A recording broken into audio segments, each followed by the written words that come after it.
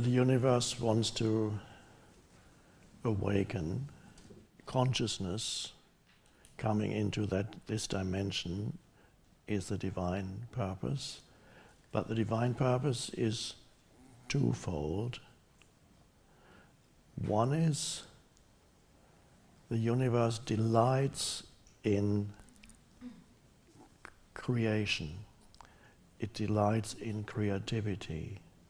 It delights in creating new forms. How do I know that? Well, just look around on the planet here. The millions of life forms in the sea, on land, in the air. The universe delights in creating this multiplicity of forms, and it delights in experiencing itself through all those forms, because you are not a separate entity. It's not the case, as sometimes the egoic self believes, here's me and there's the rest of the world or the universe. Or the ego thinks that it is in the universe. It somehow suddenly appeared, fallen into this universe, and then, where am I? I'm in this universe. You're not in the universe, you are the universe. The one life expressing itself through countless life forms. And there's a growing complexity in life forms. And with every experience, the universe is experiencing itself, as your life is extremely differentiated in human beings. The way in which life or the universe or the one consciousness experiences itself in this dreamlike world is extremely differentiated. So it is amazing that every human being is different. Of those billions of humans on the planet, every human not only looks different, you could recognize, if you know one person out of these billions, I can't remember how many billions are on the planet now, you could recognize this person out of billions of other human beings just by looking at their face. This is how differentiated it is on the surface level already. And then every life experience, of course there are many similarities, but there's a uniqueness to every life experience. Every life experience is a world that arises and subsides. My mother's life, your mother's life, your parents' life, anybody's life, was a particular world. The way she experienced the world was very different from the way I experienced it. It's like my mother and I, and I'm just taking one example from my personal experience, seemed to inhabit completely different universes. But we were in the same place, but experiencing life in a totally different way. And the universe delights in that complexity of experience, so it wants to experience itself as form. It means, and so the forms become evolving more complex. The humans that are alive now have far greater complexity than the humans that were alive 10,000 years ago, or 50,000 years ago. Life at that time was more simple. Gather the food, gather the plants, or hunt an animal if they did that, prepare the meal, go out hunting, come back home. It's fairly simple. There wasn't the complexity of New York City, LA, freeways, and all that's behind that. The nuclear physics, whatever, and so on. And so the universe delights in that, and you are an expression of that. It wants to become conscious of itself through you, and it's doing that, attempting to do that through humans, but the universe, that one consciousness is not separate from you. You are an expression of it. But the universe also wants to know itself deeply, its own source. It wants the source realization also.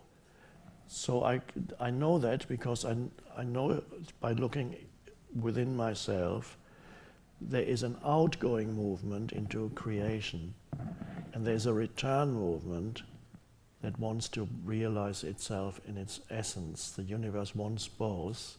It wants to go out and create. It also wants to realize its own essence through you.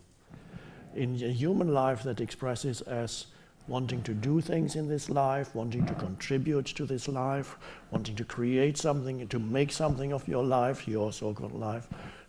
It expresses as that. And the return movement, so you have the outward movement of the universe.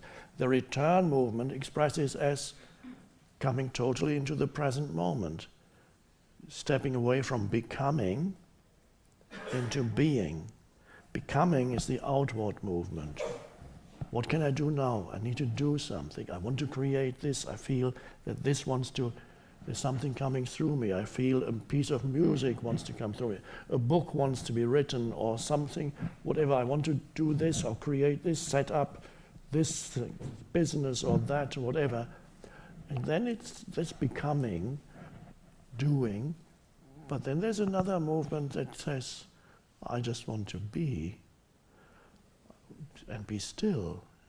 And this present moment, go deeply into this moment. I don't need to become anything at all.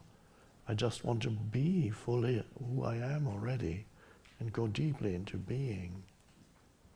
So it's almost this contradictory movements. In some humans, the outward tendency is greater. In others, the inward tendency is greater. Both are necessary, and somehow both need to be there as long as you're here in a human form. Both, to some extent, will be in you, but they will be different to different degrees. Some are much more going within and to being, to the source. But I would suggest that it's not either or. There are certain spiritual traditions that look upon it as more as either or. They say, forget about the world, just realize who you are, and then you can just sit in a corner for the rest of your life and never do anything again. You don't need to. That's one way, but for us, it's finding a certain balance, which doesn't mean it needs to be totally in balance. There are very few humans who are totally balanced between the outward movement of creating and the inward movement of connecting with your inner being and the source of all life. You need to have both, so that the universe can create through you without losing itself in its creations. So you can create not from a place of egoic need, where you depend on the outcome. If I don't get that, I'll kill myself. If I don't get famous and rich, I don't know what I'll do. Not that, but a playful participation in the world of form and contributing to it, to the world of form, without losing itself in the creation and in the doing. If you become stressed, means you're losing yourself in the doing. This is more important than you completely forget. You become uprooted. You're no longer connected to the spaciousness, the unconditioned, the one within. So to be and do at the same time. But some humans, yes, are much more drawn to being. I call them frequency holders. They hold the frequency of being on the planet. They're not interested in creating huge things out there. They're interested in doing perhaps little things. Gardening, cooking, looking after animals, being with animals, helping humans in some capacity, helping even physical, helping humans with their bodies and so on. So they are frequency holders. They are more into being. Then there's some doing, but you always have to do something. You can't be. But They don't put the emphasis on doing, the emphasis on being, and then they allow presence to flow into what they do, and they affect the world also very significantly. Others have a greater tendency to performing creative action. They need to go out there and become active, but their challenge is not to get lost in what they do and thinking that's all important. They forget that this is a play of form. And then there comes a seriousness and a heaviness into the doing, and they get unhappy.